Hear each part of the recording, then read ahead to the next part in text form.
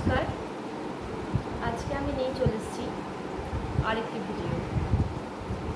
আজকের ভিডিওটি হচ্ছে যারা খুবই আর্থিক কষ্টে খুবই কষ্টের মধ্যে দিন কাটাচ্ছেন তাদের জন্য।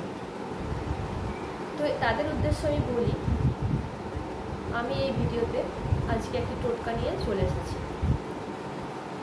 তো আপনাকে প্রথমে যেটা করতে হবে সেটা হলো একটি অশ্বত্থ পাতা। একটি অশ্বত্থ পাতা প্রথমে আপনি সংগ্রহ করবেন, সেটা গাছ থেকেই হোক কিংবা রাস্তায় কুড়িয়ে পেয়ে, কোনো অসুবিধা নেই।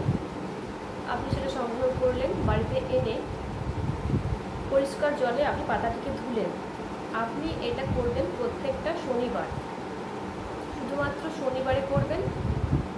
আর এই পাতাটিকে ধুয়ে আপনি আপনার বালিশের যে বিছানার যে বালিশ আছে সেই বালিশে, ওয়ারে কিংবা বালিশের তলায় রাখবেন।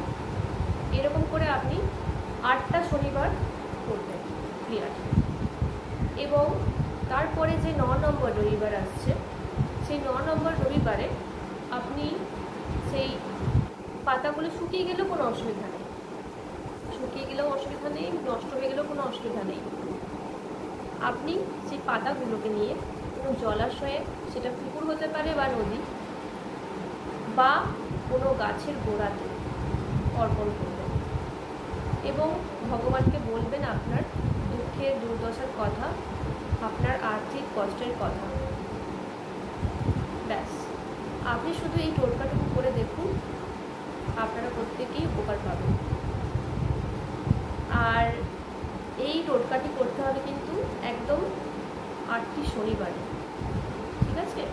তো আপনারা যদি এই ভিডিও আপনাদের ভালো লেগে থাকে তাহলে লাইক, শেয়ার এবং সাবস্ক্রাইব অবশ্যই করবেন। নমস্কার।